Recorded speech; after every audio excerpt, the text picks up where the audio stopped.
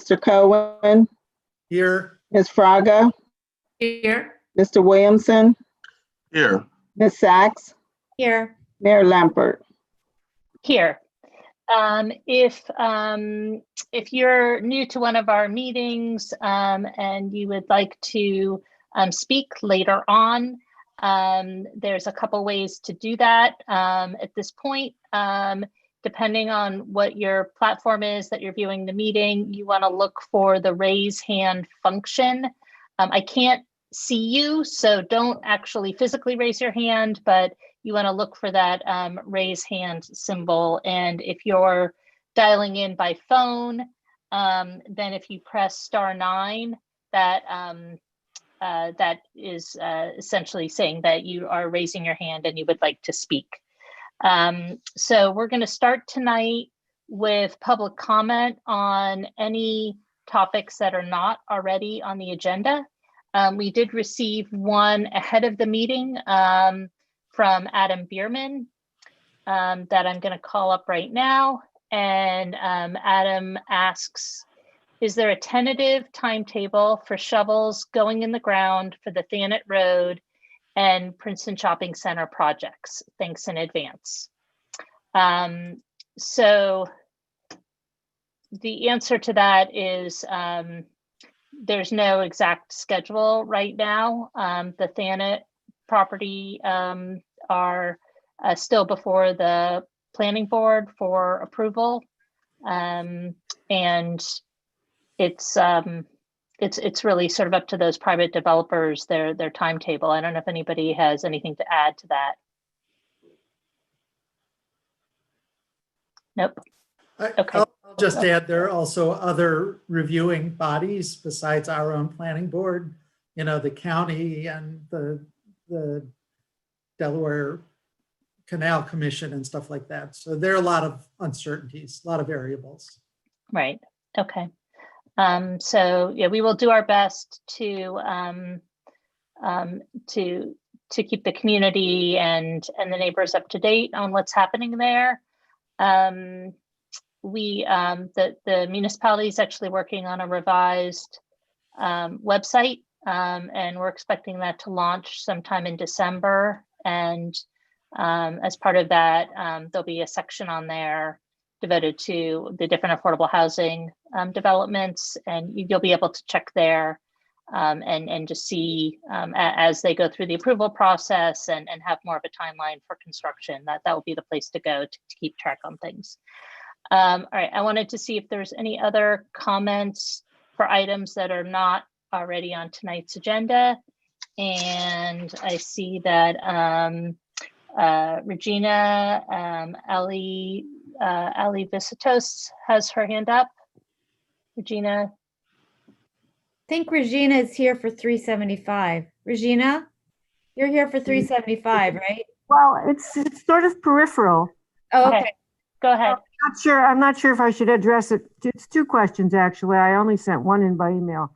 And I'm not sure that I can ask it now and just be done, or if I have to wait. The one question is based on the plans that I looked at. I wanted to know the new roadway on the Princeton side, on the Township's new roadway, and not the 375 roadway, basically. If that's going to terminate at the fields, or will it go into the shopping center, as well as the walkway that will be there? Can you hear me? Yeah, you know what? I'm going to ask you to just hold your question till we get to the ordinance, and as long as there's not that much public comment, it's the next agenda item. So the other question, which is pertinent to, I believe, the general parking and traffic on Terchewn Road will be: does the township intend on posting no parking signs on Terchewn Road?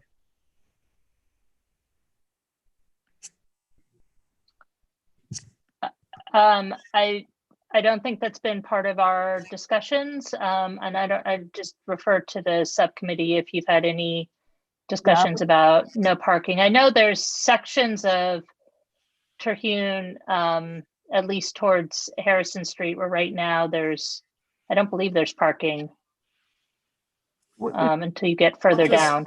I'll It's never been comment, an issue, but yeah, I'll comment that, the bicycle mobility plan calls for bike lanes on that portion of Terchewn, which would require, if they were to be continuous, would require the elimination of on-street parking, but that's not in any way a part of this project, and it's not a certainty.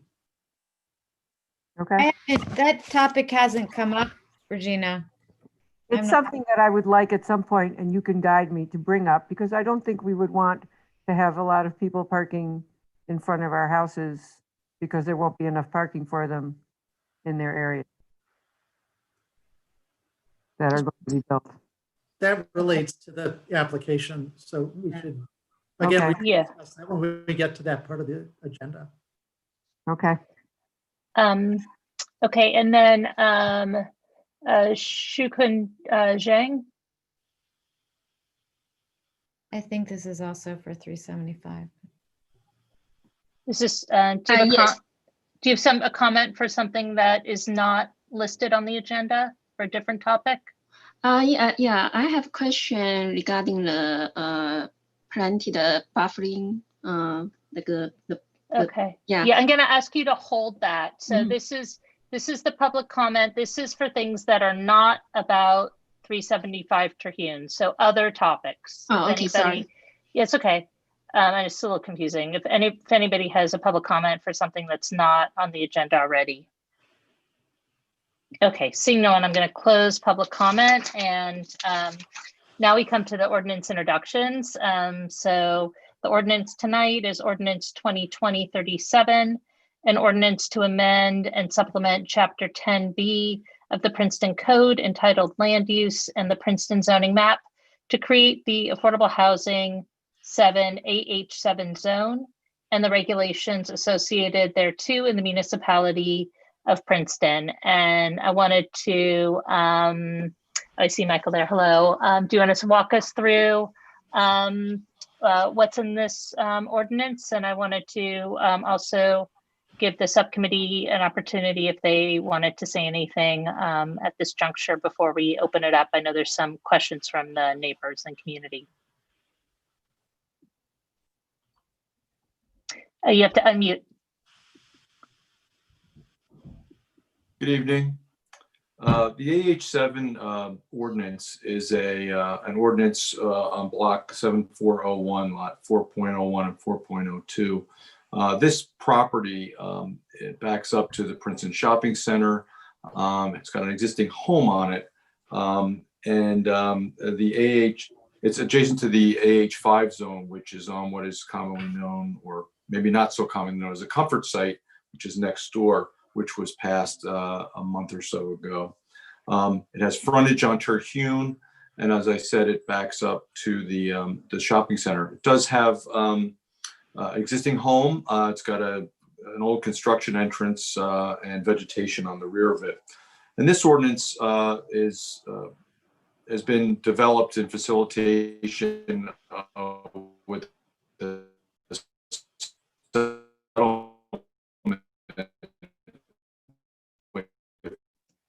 Hey, Michael, I think we're all having a hard time hearing you. I don't housing know. settlement for 375 Terchewn.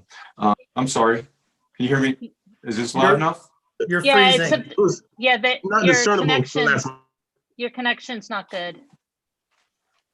Sorry. Still freezing? Better. Better? Better. Okay.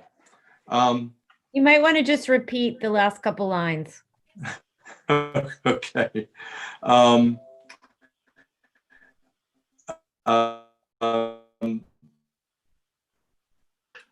dear. So Maybe- the Better if he just went to audio? Yes. Turn Yeah. off your video. I'll try that. Okay. And I'll say what I said again. Thank you. The AH7 zone is being developed in furtherance of settlement with one of the objectors to Princeton's affordable housing settlement. And there have been negotiations with the property owner to get to this point.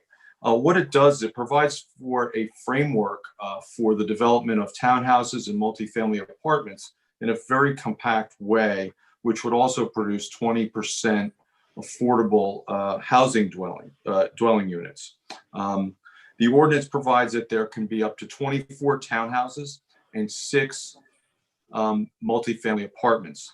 The townhouses would be in 4 buildings, and the multifamily apartments would be separated into 2 buildings. And what this does is it attempts to create this multifamily housing in a form that is sympathetic to the existing scale of the residential development along Terchewn, in breaking up the multifamily units into 2 buildings, which would be appropriately scaled and set back from Trihune Road, with the townhomes allowing a little bit more height and being set behind them.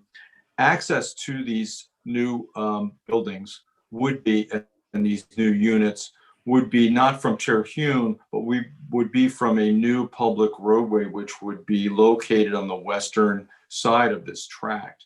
And that would be developed with a minimal cartway to satisfy RSIS, or New Jersey Residential Site Improvement Standards. It would have on-street parking on one side, and it would have a wide shared path that would connect from Terchewn going down towards Grover Park. It would have a sidewalk on the other side. The arrangement of buildings is envisioned to have townhouses that face each other, and we set apart about 60 feet. And between the townhouses, there would be a courtyard or a mews that would be an open space for the enjoyment of the new residents on that area. Part of this ordinance also requires a substantial buffer along the rear of the properties that front on Grover, and also to the Grover Park, such that the impacts of the new use here, multifamily use and townhouses, would be mitigated. That buffer would be required to be. Michael, Yes. can I interrupt for 1 second? Could somebody possibly share the map, the diagram of the site that's in the council packet? I think that would be helpful for people who are not familiar to see it while we have this discussion, if that's possible. If not, carry on. It would be helpful. I think I can do it. Yeah, I was just gonna say I can look for it, or if, go ahead, David, you've got it? I have it here too. I have it. All right. Mark, or whoever's the host of this, can you allow David to share a screen? I have permission. You did great. Yeah. But can people see this? If it's possible to make it any bigger, that would be even better, but it's better than. Okay, I can do that.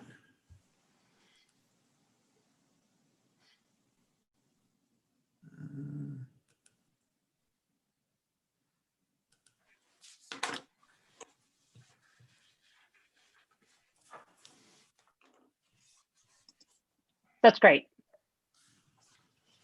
Okay, so this shows the concept plan for this, and the way this was really developed was the concept plan was worked out first, and the zoning was built, and the regulations were built around this concept that was agreed to by the plaintiff or objector, sorry, and the committee who was working on this with them. So the buffer would be along the top side of this, which would be the east side, backing up to the lots that front on Grover and also Grover Park. You can see between the units, between the townhouses that face the front, there are the green spaces and the dark brown are walkways. And then on the back sides of the townhouse buildings, there's a 30-foot wide alley access that would provide access to garages and so folks could get into their homes. As you go down towards the bottom of it, towards the west side of the property, you can see the proposed new roadway with the smaller sidewalk on the east side, which is the top of the road, and on the bottom of the road, the wider shared pathway that would take you back from Terchewn towards the park. The buffer would be required, I think where we left off, the buffer is required to have a 15-foot buffer easement, whereby that could only be used for buffer purposes, which would be planted. There's also a requirement for a fence or wall along the homes that back up to this site, which would be between 6 and 8 feet in height, and that only plantings, the fence, and some stormwater management elements could be located in the buffer. Stormwater management could only be located within the buffer, provided that it is not decreasing the efficacy of the visual screening of the buffer. It does require bicycle parking for the multifamily apartment unit buildings, which are located facing Terchewn. I think I've hit all the high points, and I'm happy to answer any questions. Michael, this is Michelle. I just wanted to also, you're going to mention about the front facing the two buildings, that the multifamily buildings that will be like in keeping with the neighborhood character in terms of their. He did. Yeah. Beginning, yeah. Speak that. Okay. Okay. David, can you stop sharing your screen? Then I can see everybody. Great. Thank you. Yeah, there's a nice elevation for the front, and I think that's really important. It was something that we really on the committee wanted to make sure that was included, was that it really blends in with the character of the neighborhood. And so there'll be one entrance, and they'll look like two different houses, and it's kind of nice. So. Right, by breaking up the multifamily into two buildings rather than one big building, it does bring the scale much closer to what the existing homes would be along there. And also the setback, it's a 34, 35-foot setback with an allowance for a front porch to extend into the, which could come closer, so that it does feel more inviting. It also would provide a more depth to the facade and make it feel much more like a single-family home.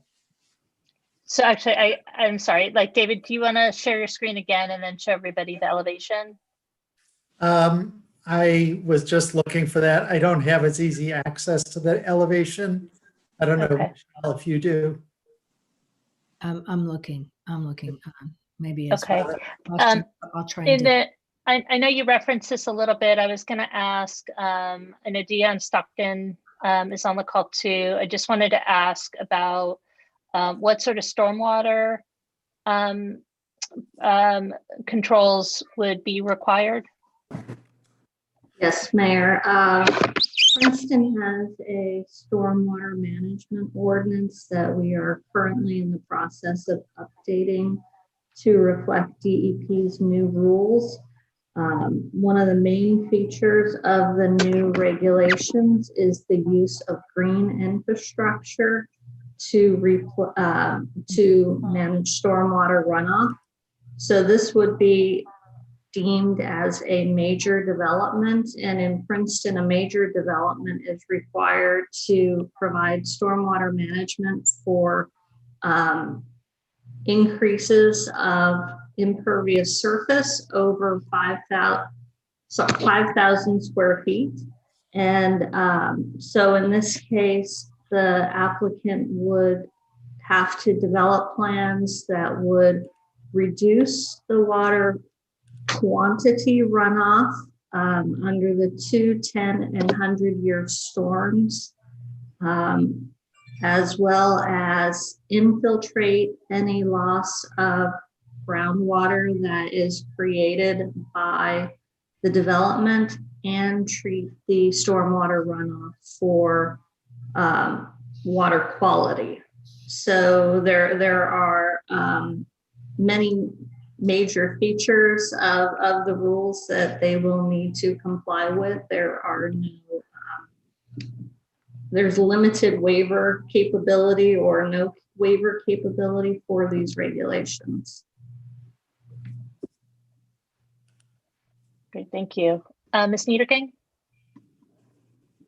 I wanted to ask whether there was consideration of asking the developer to put an EV charging station in. We're working on an ordinance which obviously has not been introduced or passed yet. And I think while this is under the cutoff, which would be, sorry about that, which would be, I think generally 50 units. If we look into the future and we see a world in which we want more EVs to meet the guidelines that the states are promulgating for moving to electric vehicles, to have 30 units without any place to charge an EV seems to me concerning. So wonder if there was any conversation about that. We did not talk about it. I think that our sense of working with the developers so far is that they'd be pretty receptive. And I would actually suggest to them that what's being done at the Thanet development would be very appropriate, which is that there be a charging, an appropriate outlet in the garage of every townhome unit. Very inexpensive to add the right kind of outlet. And you would end up essentially with EV charging capability in 24 out of the 30 units. And then maybe we could ask for one in the outdoor parking as well. So 24 of the 30 units have garage? Yes. Oh, I didn't realize that. That's excellent. Great idea. Thank you. I can share my screen now if you like.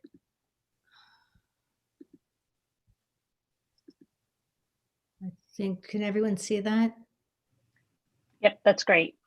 Yeah, so it looks like two single family homes with one entrance, but inside there'll be 3 units each. So there'll be like a 4-area entrance. And then just to orient everybody, this would be the view from Terchewn. Exactly. Thank you. Yeah. Are there any questions on that? I just want everyone to see it, and I can stop sharing. Yeah, thank you. Okay. There you go. All right. All right. Are there any other questions from council before we open up for any public questions? Yep, Ms. Niederking? I'm sorry, this isn't really a question. I'd just like to once again commend our affordable housing subcommittee, Council President Cohen and Councilwomen Sachs and Perrin-Lambros, because they've really done a tremendous job in working with the developer to make the site the best that it could be, considering the first drawings that I saw of this. This is night and day. And so thank you for the hard work. Thank you also to the Barskys for their really cooperative and responsive approach to this. It's deeply, deeply appreciated, and it's wonderful to have a partner to work with. So, but thank you again, I think, from all of us. Thanks, Eve. Well said. Okay, so I'd like to open it up if there's any questions or comments. And I just want to remind everybody for the process, since this ordinance is up for introduction tonight. Assuming it's successfully introduced, there will also be a public hearing, and there'll be more opportunity to make comments and ask questions at the public hearing. We did get one comment that came in ahead of the meeting with some questions from Regina Ali Atos, and Mayor, I'm just going to interrupt. Since she's here, maybe she just wants to raise her questions in person. Okay, yeah, good idea. Thank you. So Regina, do you want to go ahead to ask your questions? Yeah. Oh, now I lost my screen here. Are you still there? Yep, we're here. We can hear you. Okay. I can't see anybody now. I don't know what I did wrong here. Oh, there it is. So we only had, yes, I mean, we found that just as an aside, that the design and the plans actually look quite palatable.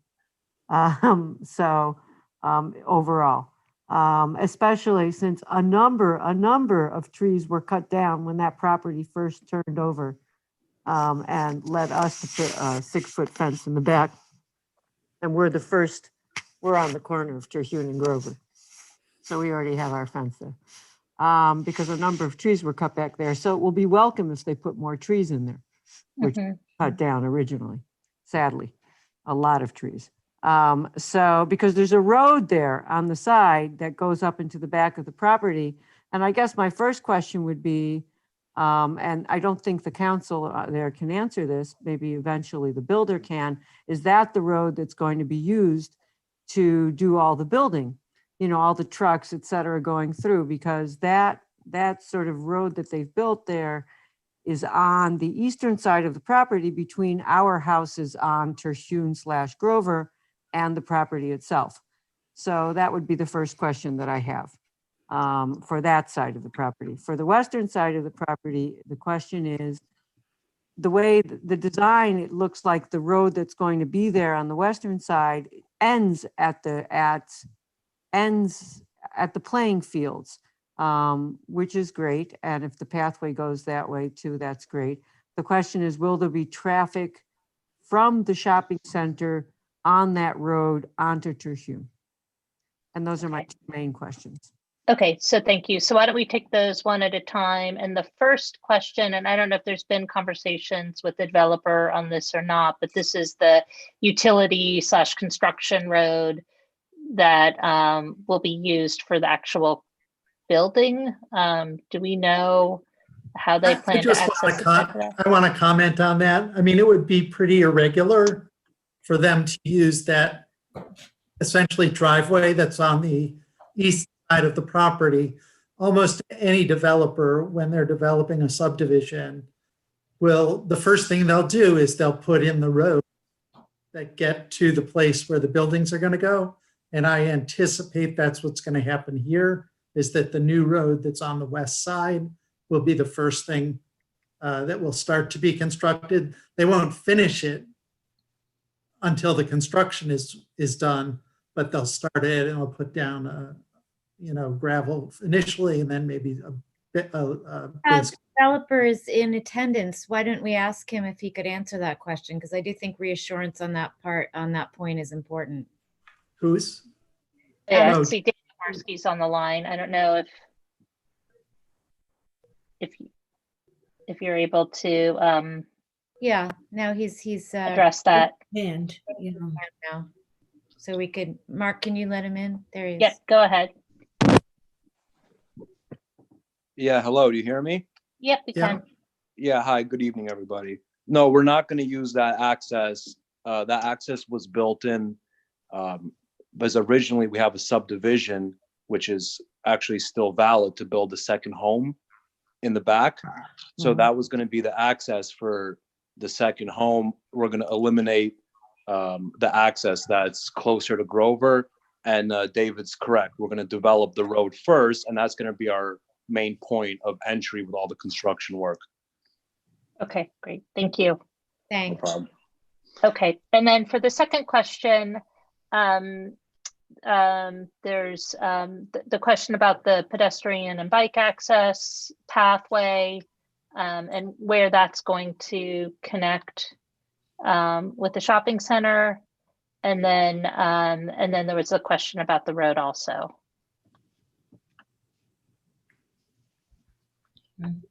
So shall I answer that? I'm happy to answer that. Yeah, go ahead. So as it stands now, there will be pedestrian and bike access. That's part of the settlement. There have been there's been exploration of the possibility of making that a road with vehicular access. And I think that, the discussions around that were framed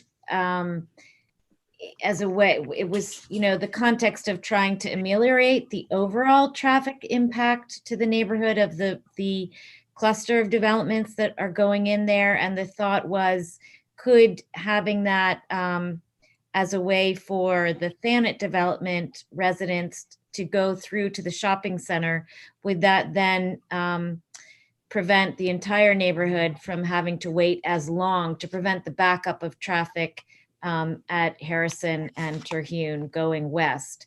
There haven't been traffic studies, so, you know, I mean, all of this needs to be explored. Edens, Edens owns what would be the throughway, the final piece, so they would have to agree. And I would say that, you know, if those talks progressed, I mean, one solution would be to make it one way so that you wouldn't have traffic coming out of the shopping center. But again, this is sort of a separate issue. It's not part of what's being voted on or discussed tonight. Okay, anybody have anything to add to that? I'll just say it doesn't really work as one way because the residents of the townhomes have to be able to get in and out, so. With the exception of the residents of the townhomes. Yeah. We might want to let Deanna Stockton comment on the legality of making a way for some people and not for other people. All right. Did that answer your question, Regina? Can you hear me now? I'm trying to figure it out. Yeah, we can hear you. Okay. No, not really. I mean, I understand what you're saying. It's kind of, I got two different sort of answers here. One was from you, Mia, that said, well, it's not really part of this conversation. And one from the mayor who said, anyway, it's a little confusing to me. But from our standpoint, just as people who live in this area, I think that having a bike path and a walkway into the shopping center are great ideas. But I think having a road in there would be a terrible idea. And I think also for the people who are in the townhouses, you know, because they'll have traffic on there all the time from the 330 units at the net, as well as from us probably. So that's just my 2 cents for that. But thank you. Thank you. Is there anybody else who'd like to make a comment at this point? Daniel Bartlett, yep. All right. Shukun Singh, go ahead.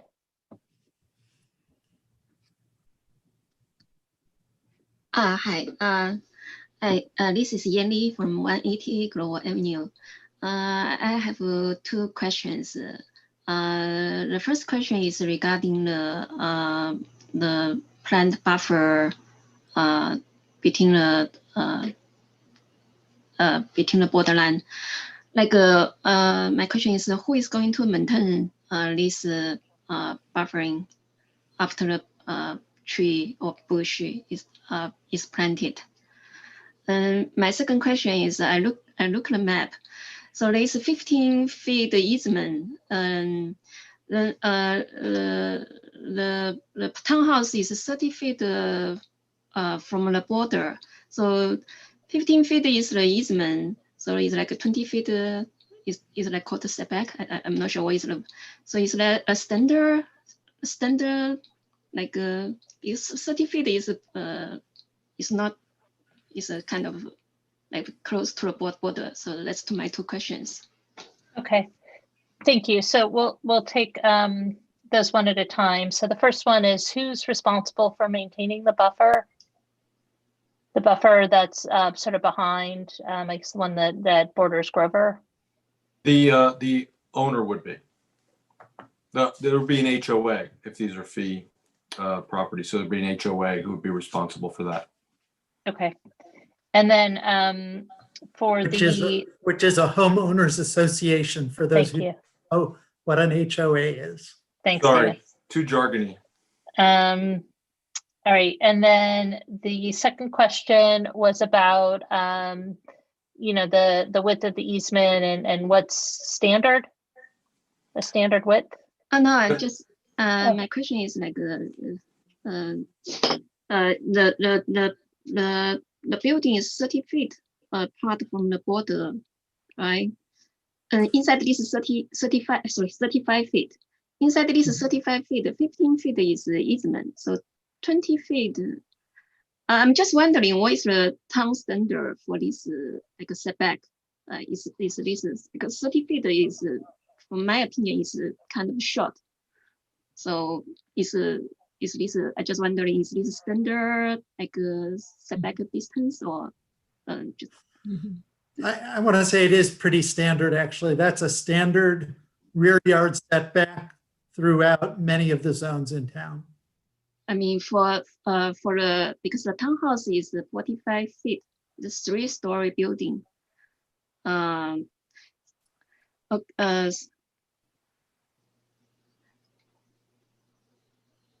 just want to know if this is standard or is 30 feet is exception. So you answered my question. Okay, thank you. Okay, thank you. What is the standard height limit in the former township, David? So the standard for single family is 35 feet, which Okay. is why we use that height limit for those 2 units that are on Terchewn Road, so Mhm. that it would be consistent. You know, we have all different kinds of height limits for townhome type developments. I don't know off the top of my head. Okay, thank you. Typically be. Your lead, Earlene.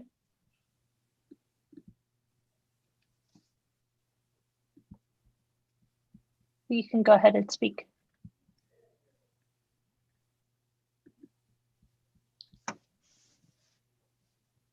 I think you need to unmute yourself. We can't hear you. Me? Now I we don't can, have a- yep. No, I don't have a question. Oh, you don't have a question? Okay.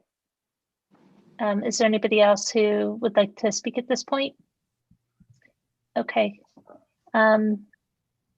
Seek no one, then I think we will close the public comment and bring it back. And I'd like to ask if there's any more comments or questions from council, or if not, if there's a motion to introduce. Moved by Ms. Perrin-Lambros, seconded by Ms. Fraga. And Madam Clerk, please call the roll. Ms. Perron-Lambros, Yes. Ms. Niedergang, Yes. Mr. Cohen, Yes. Ms. Fraga, Yes. Mr. Williamson, Yes. Ms. Sachs. Yes. And the public hearing for this ordinance is going to be on Monday, November 16th. And I also just want to echo what Ms. Niedergang said, and just thanking the subcommittee and thanking the Barskis for you know, having a really productive conversation and creating a really thoughtful plan that hopefully was going to have some real benefit to not just the people who are living there, going to be living there, but to the surrounding neighborhood too. So thank you. Okay. Next we come to the resolution that is sort of the companion piece to this ordinance, Resolution 2342, resolution authorizing a settlement agreement with 375 Terchewn LLC and the Municipality of Princeton. And that was carried over from our last meeting of October 26, 2020. Is there a motion to approve the resolution? Moved by Mr. Cullen. Is there a second? Seconded by Ms. Perrin-Lambros. Any questions on this one? All in favor? Aye. Any opposed? Okay. That was not quite in unison. That was like a Zoom vote. It was All too right. quick. I wasn't ready. Too many mutes. You should have said ready, set, Mayor. Okay, sorry about that. No, So you my gotta mute be- was on. Sorry, Gotta be quick on the unmute. All right, so that resolution passes unanimously. And I do want to just insert an opportunity for reports. I know that Councilwoman Perrin-Lambros had a quick report for tonight. Oh yeah, hi, Michael. Thank you very, very much. Thanks, Michael. Good night. Be well. Thanks. Bye-bye. Good Good night. night. So go ahead. Oh my God, everyone just changed around. All right, go ahead, Councilwoman Lambros with your report. Thank you. Just one second now. I have shared my screen. Now I can't get up my report. Just two quick things. One is, first of all, I'd just like to thank the Shade Tree Commission. They have authorized the purchase of 36 evergreen, 6-foot evergreen trees that will be in ball and burlap and placed along Nassau and Witherspoon Street we're calling it sprucing up the CBD for the holidays. And then we're having fostering of, how are we calling it? Festively fostering them by the business community to do some decorating of them. And then after the holidays, they'll be planted. So it's kind of doing a double duty, really very environmental. And I just want to thank the mayor. This is the mayor's idea. And thank very much the Shade Tree Commission for stepping up and authorizing that. But my second report is along the same lines. We're thinking about what to do for the business community with the holidays and the winter approaching. And so one of the plans and one of the things we're trying to do is really activate the downtown, well, all the commercial zones, but particularly creating a winter village environment where we can be shopping and eating locally and safely by being outside as much as possible. And the idea that we've put together a committee of the Arts Council, the Economic Development Committee, the university, and the Princeton Merchants Association, creating this winter village. What we want to do is scatter a few, maximum 6, we'll call them vendor stalls, through Heinz Plaza, Palmer Square, and along Nassau Street area, and create this ambiance of things going on outside. Activating the streets really important to get people out and about. So restaurants could be selling snacks and hot drinks, and retailers could do sidewalk sales. The bottom line is we also will need some funding. We've got about a $10,000 budget to either purchase these 6-foot or 6 sheds that would be 8 by 10s, wooden. Our fire inspector has vetted them, and we would transform them into vendor stalls. Or we may have the opportunity to rent from Bryant Park, because Bryant Park has some of their stalls, they have extras. So I'm not sure exactly what the best and least expensive way to do this, but we're looking for a $10,000 budget. Since the municipality has no way of selling sponsorships or selling vendors, we would do this as a fundraiser for the Arts Council, but we're looking if council has questions about that, if you think that this is a good idea and a good way to help the business community. So I just wanted to report that and see if there's any questions or any response to that. So that's it. Thank you. Anyone? Okay. So I guess I just want to ask, and maybe you said something about this, but I know that street musicians can also really help to activate the street life in the holiday season.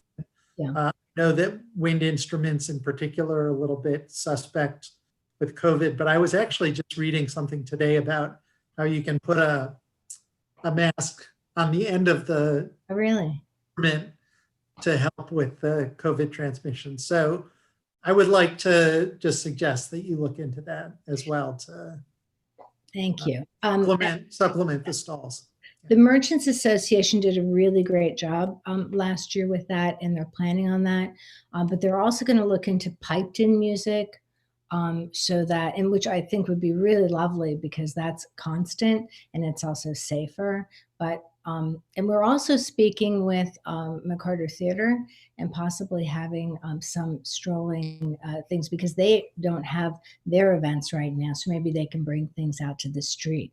So fingers crossed, all this will come together.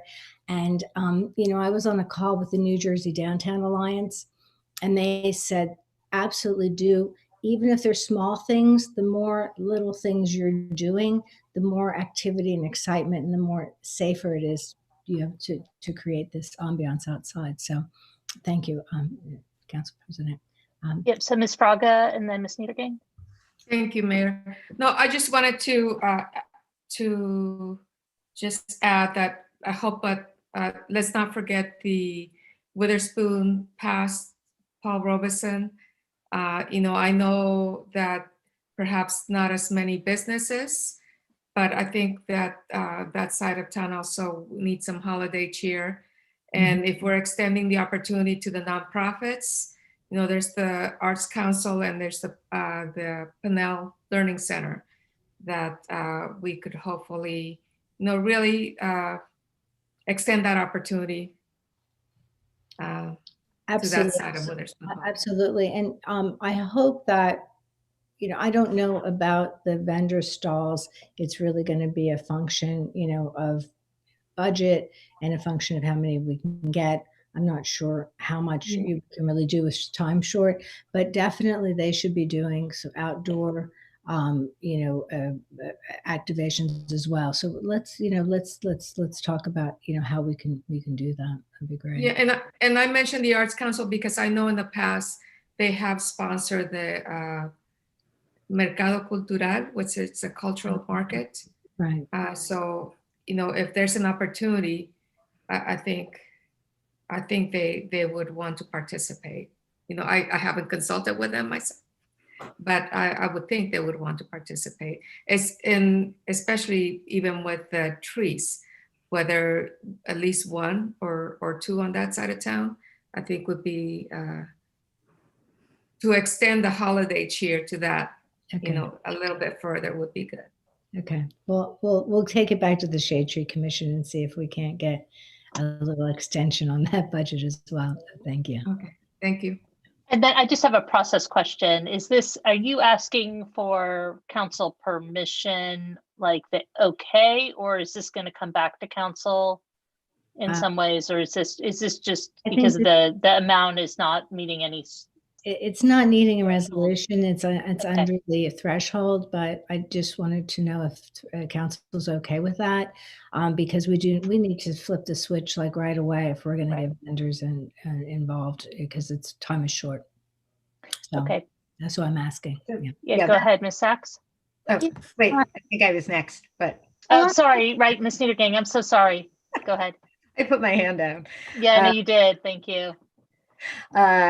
I just wanted to say thank you for running with this and for being such an advocate for our downtown. Well, I do have some concerns about the cost. I also think that this is a time when, a vital downtown is important to all of us beyond, whether or not you own a business or shop at a business. It's part of what Princeton is. And I think it's going to be a rough winter. So I think we should, whatever we can do to help Black Friday be Black Friday. And I just thought perhaps Councilwoman Perrin-Lambros, you could specify the dates that in your memo you had certain specific dates. You could just give an overview of when this would run. Yeah, thank you. I'm hoping it will run from Black Friday through to the first week of January. It again is going to be a function of the vendors, because there's no sense in having empty stalls. But we're hoping Arts Council is very excited about the opportunity to do this, and they have ideas about having a gift wrapping station. They have ideas about they have a lot of arts and crafts vendors that do not have the opportunity this year. And in fact, even talking with Bryant Park, there may be vendors that want to come from New York that would be interested. Oh, and I forgot to mention too that Carol, sorry, I can't remember her name, from the Comar Sister City organization is also in our committee, and she may have some vendors that didn't do their French products from the Alsatian, market. So who knows? I mean, we may be able to do more, but I don't know that until we can reach out, and I can't do anything unless I have the funds. And, and unfortunately, without any type of real business organization that has that kind of substantial funding, there's nowhere to go to get the initial funds for these sheds. So basically, so that's the idea. Go ahead, Ms. Sachs. Well, I had another question, but, to just sort of touching on what you just mentioned about there being no real business organization, which, and I know you've been doing a lot of work around creating a special improvement district, and, the municipality has to hire a consultant to help create a special improvement district. And I guess because we don't have that central organization yet, which would be a business organization, which would help to promote their activities. Again, you're requesting that the municipality help to fund the private sector, which is, okay. But I guess I have a little bit of an issue because from what I understand, there's been real resistance from the business community to creating that central organizing organization. And so I'm just, and there are many needy people in Princeton during COVID. And I understand that our businesses have needs, but there are people who are facing eviction. There are people who have lost jobs. There are people who have needs that are much greater than just an outdoor stall and some holiday cheer. And I just want to make sure that we're not overlooking those needs.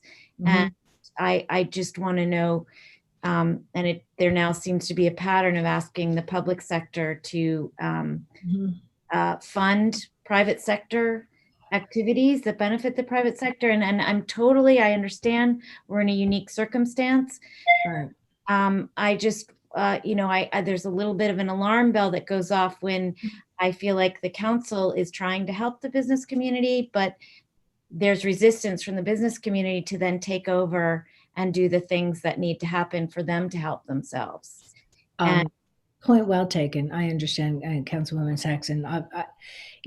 I certainly know that the most important thing right now is that people are suffering and people are unemployed and people need, the basics.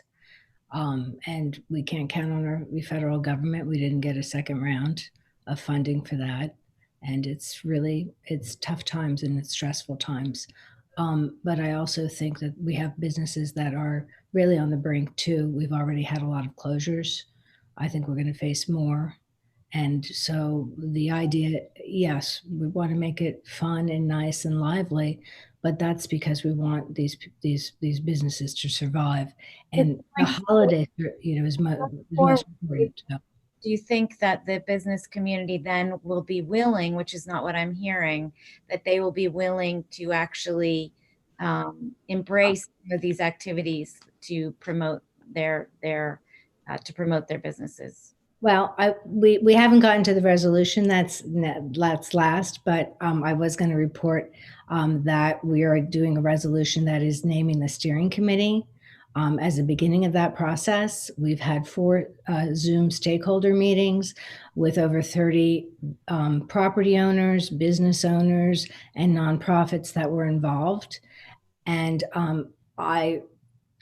generally speaking, it's been extremely well received. There's been great deal of good feedback.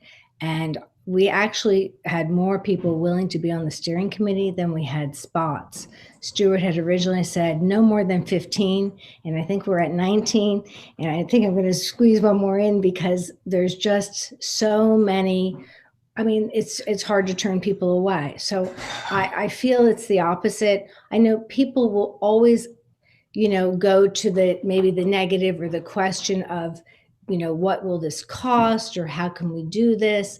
But as we're entering the process and we're talking about the objectives of having this sustainable business organization that will be a voice and a way of running with these types of events and doing the types of marketing and managing the mix of retail businesses and so on and so forth. This is being very well received by both the commercial property owners as well as the small businesses. And we have a nice mix, and even nonprofits that are really willing to roll up their sleeves and devote time. And we've got the next series of meetings set already for November. So it is being well received, but I mean, there's always going to be people that will question things, especially up front. But thanks for bringing that up, because it's important. But it's a partnership, and the municipality wants to be a business community, but the business community has to also want to join in that partnership and want to help itself as well. We can't. Right. And I started every one of the stakeholder meetings with an explanation that we're not trying to dictate anything to the business community, but we're here. The council feels, and I'm speaking for the whole council and mayor, that we want to support and help, but they need to run with the process. It's their process. They need to run with it and get it done. So I totally agree. I just want to bring it back to the Winter Village concept and get more of an official temperature from council if there's a general consensus that people are comfortable with a $10,000 contribution from the municipality to make this possible. I see a couple people nodding their heads. I share some of Mia's concerns about that public investment, but I would say I lean 51% in support. I just have one more question. The Winter Village, where is that? So, and I love the idea. I'm not, I mean, I think it's fabulous. From a selfish standpoint, yeah, I think it sounds great, but I'm just wondering, where would it be actually located? Well, what we didn't want to do was have it congregated in one area because it wouldn't be safe. So the idea would be to put a couple stalls on Heinz Plaza, a couple in Palmer Square, maybe one down where Garden Theater is, one around 20 Nassau, if we can find a spot there. So it's scattered around. Now, ideally, I mean, I'd love to do something down Witherspoon Jackson. I'd love to do something down the shopping center.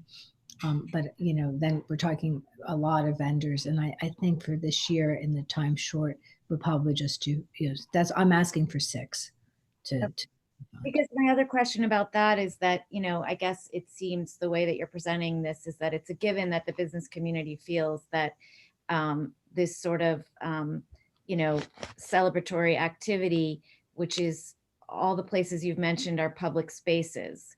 And I know that, a number of business owners have reached out to council to express their opposition to enhancing and increasing public space on Witherspoon Street. And my sense of why we would want to be expanding the public space and the enhancements to the public spaces on Witherspoon Street is to create more opportunities for this sort of activity. Mm-hmm. So there's just a little bit of a disconnect here, because I mean, if the business community, and I realize like the business community is not necessarily monolithic, but in fact, they do feel that this sort of activity is beneficial to them. I'm wondering why they would then, there would be opposition to to making it more possible in a place like Witherspoon Street for more of this activity to happen. I mean, it's like, you sort of can't have it both ways. Either it's helpful, and in which case, great, the municipality would be happy to, support that. But if it's not helpful, and it, Right. No, and it's not monolithic. And that's, that's always, you're always going to have varying viewpoints. And, that's why, again, the exercise of creating, I shouldn't say we don't have a real business organization. We do have the Princeton Merchants Association, but the idea behind what we're doing with Stuart and bringing in, having a wider net is to have a broader focus. And we don't have that right now. So, Ms. Niedergang, sorry, I was muted. Just want to add that I think the circumstances are unusual, and what works under the current circumstances may be seen as welcome now, but maybe not welcome under, what we might call more normal circumstances. I'm not advocating that position personally, but I'm just saying that for some business owners, that might be the circumstance, that a situation that they don't perceive as acceptable or favorable on a day-to-day basis under normal conditions, but would be acceptable under these extraordinary conditions. So that is how I'm understanding this. Whether or not this is something we'll do again next year, I mean, we'll have the equipment at least. So, that's something to be taken up, I think. In that, yeah, and that's a good point. And I think I presented it as a one-off. I mean, obviously, at some point, there needs to be a decision about a business organization that would then be able to run with this type. That's part of the whole objective, is to be able to run with this type of thing. I mean, I'm experienced in doing events, but I've never, under COVID, under these circumstances, we're really just all learning, and I'm taking my cues too from what other towns in New Jersey are doing, what the experts are saying that we should do, to just try and find ways to help. So yeah, I would say, if nothing else, Michelle, thanks for thinking outside of the box and thinking of ways to make what could be a less joyous season because of COVID, et cetera, making it more joyous. Yeah, I mean, like, my concern is a little bit about the municipal investment part of it. I think the concept is great. Great concept. I wasn't sure how enthusiastic I am about us having to put money into it versus the business community doing it as a sort of like their own investment. But as I said before, I guess I'm a little more supportive than. So I'll stick with my 51, but my aforementioned 51%. I'm more supportive than I have concerns. Thanks. All right, just one final comment, which is under these really difficult circumstances, I think there are a lot of businesses in Princeton that are on the edge, and frankly, there are going to be some that aren't going to survive. So asking them for a contribution at this point, even a small contribution, may just be when you're not sure if you're going to be open, in January. But hopefully, I'm hoping as much as I can that no one else closes, and that, the business community is able to survive, and those that are here next year, and those that, as time goes on, even those that close, hopefully will be replaced. So, it's a very unsettled and difficult time. And I think some of our businesses are kind of on life support, and they simply, so our decision is really to stand by and, not provide any assistance or provide some modicum. And while I share Councilwoman Sachs and Councilman Williamson's concerns about spending public money on for the benefit of private businesses, I also think that, again, this having a central downtown is one of the things that makes Princeton unique compared to so many of our surrounding towns. And it's a benefit for us who live here, as well as those who visit. If you live in Lawrenceville, if you live in Ewing, if you live in, West Windsor, like, you don't have that downtown. And that is one of the things that makes Princeton. And this seems like a fairly modest amount. So when push comes to shove, I would be in favor. Okay, so it sounds like, go ahead, Ms. Fraga. Sorry, just one last thought that for me, that something else to consider, and I think it may have been mentioned or not, but something that I would be concerned about would be that whatever would be offered at these stalls would not be competing with existing businesses? Or are we talking about pop-ups of existing businesses having a pop-up? But again, I will add to that I would still want to know that at least we're giving an opportunity to to the other side of Witherspoon Street. Yeah, I think we need to, you had some great ideas as far as the Arts Council, and the Arts Council would be working, towards getting the vendors, and we can pull together the cultural event that you had mentioned and see if we can't do something there. And then I think that, I know that we're going to vet the vendors, and it's very clear, everyone understands that we won't have any types of products that would be directly competing.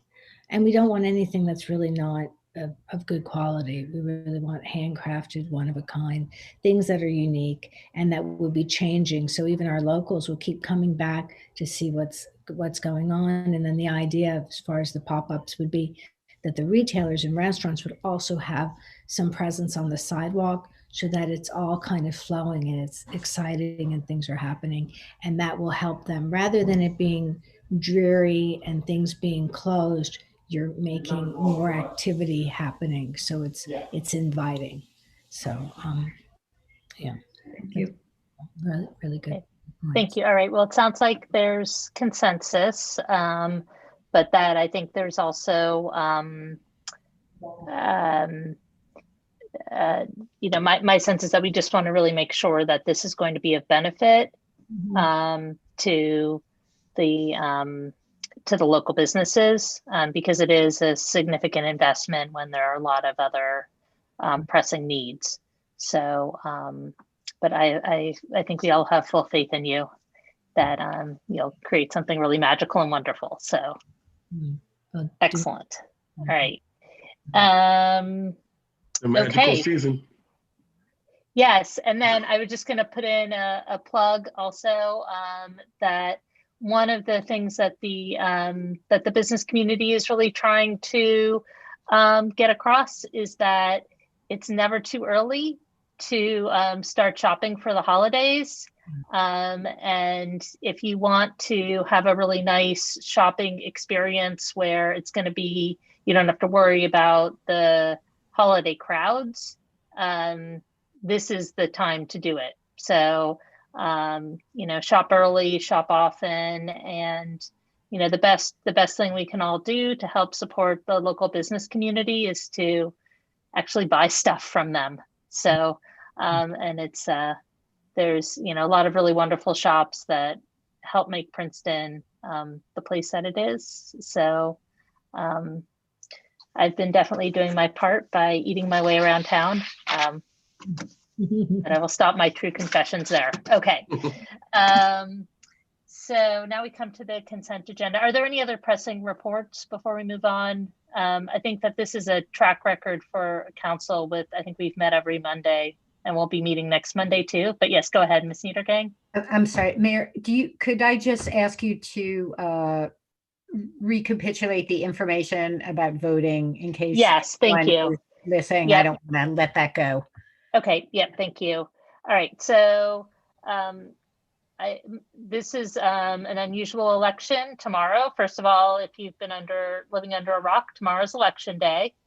Most people have already cast their ballot. So if you've already voted, congratulations and thank you for doing that early. If you have not voted yet, and you still have your ballot, the best thing to do is to use that ballot to vote, the one that was mailed to you.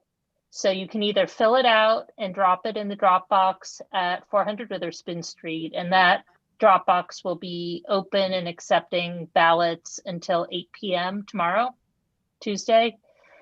Or you can take it to your polling location. And polling locations for tomorrow are a little different in some cases than what they traditionally are. So I encourage you to go on the municipal website, click on the voting tab, and you can type in your address and it'll tell you where your polling location is. If you go to your polling location, it's unlikely you're going to be able to vote on a machine unless you have a disability. So if you go to your polling location, they're going to give you a provisional ballot. Again, if you have the ballot that you were mailed, it's better to vote with that ballot because that's a regular vote. If you lost it or for some reason it's gone missing, you can go and vote provisionally. You're going to have to sign something when you get there. Oh, and also I forgot, if you bring your ballot that you got in the mail to the polling location, you're also going to have to sign an oath that that is your ballot. So just make sure you can't give it to somebody in your household to bring there for you. You have to go to the polling place yourself. I don't know if I've probably left something out. Good enough. Okay. And there's also a place where you can track your ballot. Again, if you go on the website, there's a link where you can track your ballot. And if you track it and it has not been marked as received, you can go to your polling place and vote provisionally, just in case your ballot somehow got lost. Hopefully not. But that's something if everybody wants to go and just check the status of their ballot, you should see on there that it's been received. Yeah. I just want to add too, it is really important if you can check because you might not have signed properly and then you'll have to send a copy of your driver's license either by email, fax, or regular mail. So it is important to check and make sure that it's been received. Yeah. Right. Check your mail to make sure that you don't get a letter saying that you need to, because they are validating signatures. Mm-hmm. And, you know, there are definitely some really key things on the ballot this year, not just the presidential race, but there's a competitive local school board. There's a competitive local school board race, and there are also several statewide ballot measures that I haven't been tracking the polls, but, you know, it's important for everybody to make their voice heard. Okay. And we'll be meeting again next Monday night. If you want to come back for more. Okay, so now we come to the consent agenda, which contains items of a routine nature, passed by a single vote. And are there any items anybody wants removed from the consent agenda? And if not, is there a motion to approve? Moved by Ms. Prone-Lambros, seconded by Ms. Fraga. All right, everybody needs to unmute themselves. All in favor? Aye. Very nice. Any opposed? All right, the consent agenda passes unanimously. And is there a motion to adjourn? So Moved moved. by Mr. Cohen, seconded by Ms. Niedergang. All in favor of adjournment? Aye. Okay, so the meeting is adjourned. Thanks, everybody, and have a good night. Have a great night. Good Night, everyone. Good night.